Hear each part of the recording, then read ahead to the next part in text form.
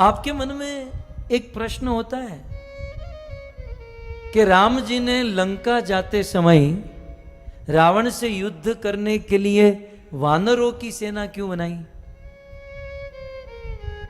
कभी सोचा आपने?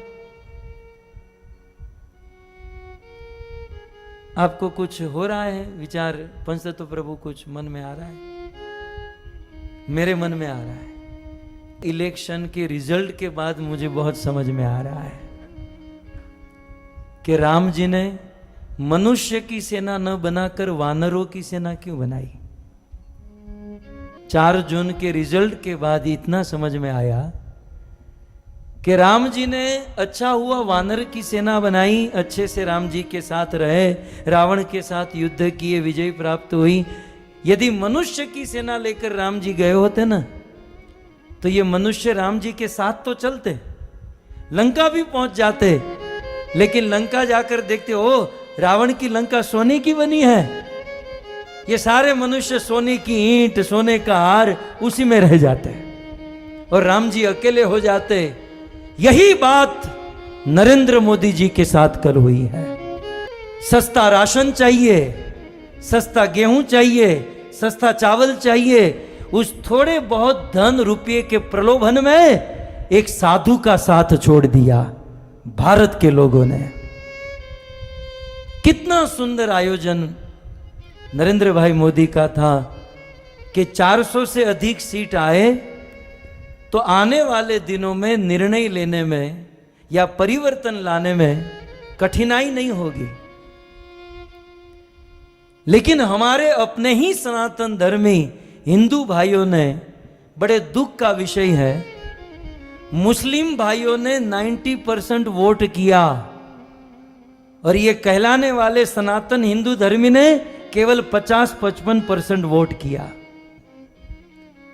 मैं आपके हाथ उंगली देखना नहीं चाहता हूं या दिखाना नहीं चाहता हूं कि हम कैसे हैं,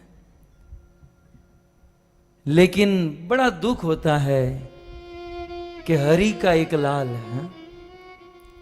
70 साल के बाद कोई एक हिंदू सनातन धर्मी, सनातन धर्मों को आगे बढ़ाने वाला, भारत का नेतृत्व करने वाला, भारत को विश्व गुरु बनाने वाला एक आदमी आया और 10 साल काम करके एक मांग रखी थी कि अब की बार 400 पार, लेकिन 300 पार भी नहीं किए हैं।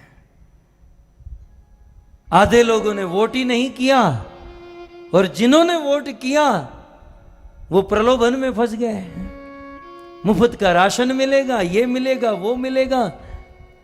अरे राशन पानी तो भाग्य की बात होती है, यह दिन दूर नहीं। यदि जनसंख्या पर नियंत्रण नहीं किया गया तो विधर्म की संख्या बढ़ेगी और यह कथा कीर्तन करना भी कठिन हो जाएगा।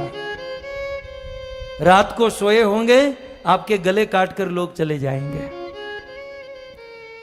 इतिहास के पत्ते पलटे न, छत्रपति शिवाजी महाराज ने यह मुहिम चलाई थी, लेकिन छत्रपति शिवाजी महाराज को सनातनी हिंदू धर्मी ने ही साथ नहीं दिया और आगे बढ़े तो महाराणा प्रताप ने यह मुहिम चलाई थी। उनके अपने ही लोगों में फूट पड़ गई और उन्होंने साथ नहीं दिया और आगे बढ़े। भारत आजाद हुआ तो सरदार वल्लभ भाई पटेल ने मुहिम चलाई, लेकिन उनको ही अपने ही लोगों ने साथ नहीं दिया। और आजादी के 70 साल के बाद एक आदमी 10 साल के अगाह परिश्रम के बाद 400 पार जाना चाहता था, लेकिन हमारे अपने हिंदू सनातन धर्मी ने ही उनका साथ नहीं दिया। मैं तो मोदी जी को यदि मेरी आवाज पहुंचे तो यही सलाह दूंगा, भाई आप 70 साल के हुए हो, खा पीकर मौज करो, ये किसी के नहीं होने वाला है। इनको गुलामी करने की आदत ही पड़ गई है। एक आदमी ने बहुत सुंदर लिखा कि ऐसा लग रहा था कि हिंदू जागा है। ऐसा लग रहा था पिछले 10 सालों में कि हिंदू जागा है, लेकिन कल समझ में आया जागा था बाथरूम करने के लिए, फिर सो गया।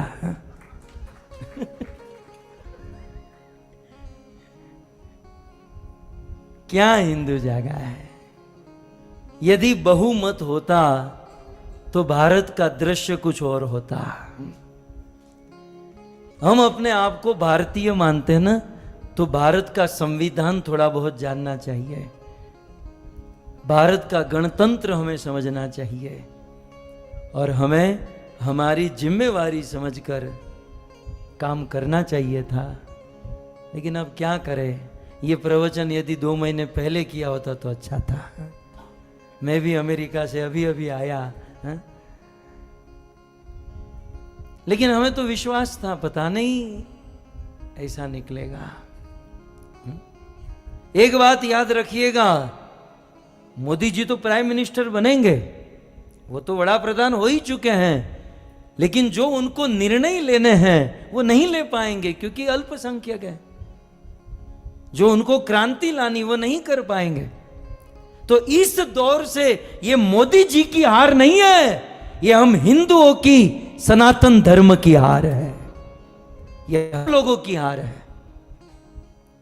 और हम लोग वो छोटे छोटे प्रलोभन में हैं। मुफ्त का राशन मिलेगा, गैस का बाटला सस्ता हो जाएगा, तेल सस्ता हो जाएगा, હવે લઈ લો સસ્તું કરજો હવે તમે। धर्म के, इस सनातन धर्म के उजागर करने में एक बहुत बड़ी आश थी, एक बहुत बड़ा होप था, लेकिन नतीजे के बाद बहुमति से यदि मोदी जी नहीं आए तो एक हिंदू धर्म के लिए, सनातन धर्मियों के लिए लज्जा का विषय है। क्या इन लोगों को ये नहीं दिखाई दिया कि इतने वर्षों के बाद अयोध्या में मंदिर बना?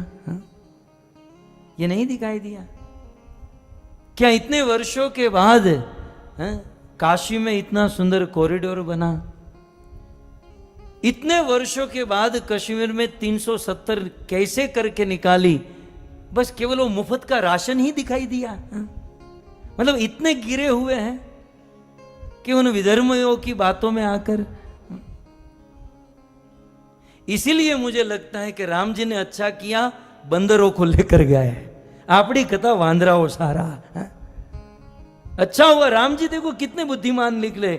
बंदरों को लेकर जाऊंगा, मनुष्यों को लेकर जाऊंगा, अभी तो साथ में चलेंगे, लेकिन आगे जाकर वही रावण की सोने की लंका में थोड़े बहुत प्रलोभन में फंस जाएंगे। लेकिन धन्य है वो वानर है जो राम जी के साथ चले हैं। यद्यपि ये व्यासपीठ मैंने तो मेरे गुरु को और कृष्ण को समर्पित की है, लेकिन क्या करें, हम भी एक जीव हैं, कलियुगी बुद्धि है। जब ऐसी बात आती है तो थोड़ा सा खून खोल जाता है।